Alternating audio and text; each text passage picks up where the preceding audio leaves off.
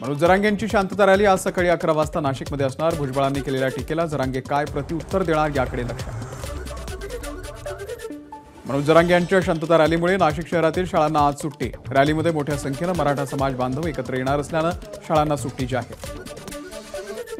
मनोज जरांगेंचं शिर्डी ग्रामस्थांच्या वतीने जल्लोषामध्ये स्वागताला मोठी गर्दी। जरांगे सकाळी साई दर्शन घेणार। मराठ्यांचा प्रश्न सोडवण्यासाठी सर्वपक्षीय बैठकीचं नाटक, मनोज जरांगेंची टीका। सर्वपक्षीय बैठक बोलवण्याच्या निर्णयाचं स्वागतच, पण आरक्षण कशाच्या आधारावरती दिलं जातं याचा अभ्यास होणं गरजेचं, लक्ष्मण हाके यांचं मत। निवडणुकीनंतर स्क्रुटिनी कमिटीच्या बैठकीमध्ये लाडकी बहीण योजनेमधून तुमची नावं डिलीट करणार। शिवसेना आमदार महेश शिंदे यांचा विरोधकांना इशारा। महेश शिंदे यांच्या वक्तव्यानं वाद निर्माण झालाय। बुलढाणा जिल्ह्यामध्ये काँग्रेस आणि ठाकरे गटाकडून एकाच दिवशी उमेदवारांची चाचपणी। ठाकरे गटाकडून संजय राऊतांकडून उमेदवारांच्या मुलाखती। अमरावतीच्या बडनेरा मतदारसंघामधील महिलांना लाडकी बहीण योजनेच्या प्रमाणपत्राचं वाटप। रक्षाबंधनाच्या पूर्वीच महिलांना रवी राणा यांच्याकडून साडी चोळी भेट। आमचं सरकार आलं तर लाडकी बहीण योजनेच्या 1,500 रुपयांचे 3,000 करू, पण तुम्ही आशीर्वाद दिला नाही तर खात्यातून 1,500 रुपये परत घेणार। अमरावतीमध्ये रवी राणांचं वक्तव्य। नागपूर विद्यापीठाचे माजी कुलगुरू डॉक्टर सुभाष चौधरी यांना चुकीच्या पद्धतीने निलंबित करण्यात आलं। नागपूर विद्यापीठ शिक्षण मंचच्या अध्यक्षा डॉक्टर कल्पना पांडे यांचा आरोप। तर भाजपचे आमदार प्रवीण दटके यांच्यासह इतर सदस्यांवरती गुन्हे दाखल करा, डॉक्टर कल्पना पांडे यांची मागणी। महिंद्राच्या प्रकल्पासाठी नाशिकमध्ये जागा उपलब्ध करून देण्याची उद्योगमंत्री उदय सामंत यांची ग्वाही। प्रकल्प राज्याच्या बाहेर गेल्याचा महाविकास आघाडीच्या नेत्यांचा फेक नॅरेटिव्ह असल्याचीही टीका।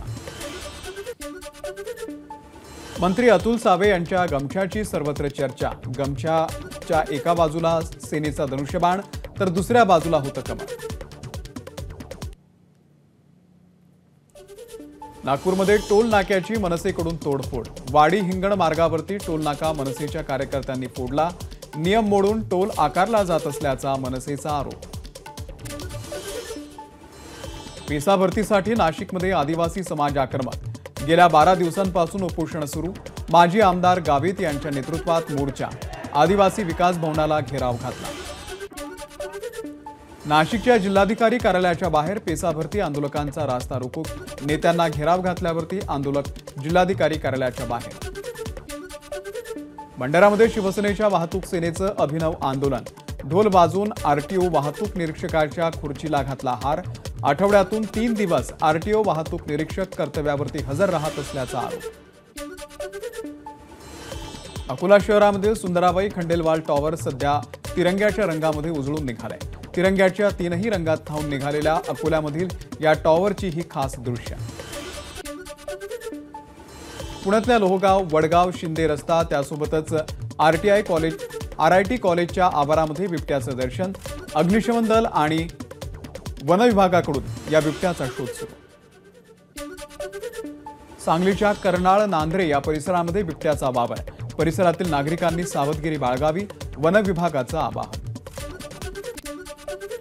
अकोल्यामध्ये भाजपच्या माजी नगरसेविका, त्यांचे पती आणि इतर 6 जणांकडून माजी सैनिकावरती जीवघेणा हल्ला।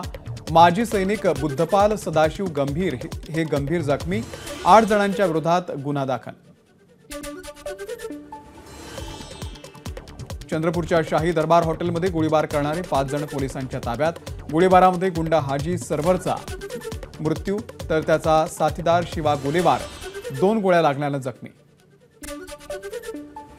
गडचिरोली जिल्ह्यामध्ये रेल्वे रूळ ओलांडताना मालगाडीच्या धडकेमध्ये वाघिणीचा मृत्यू।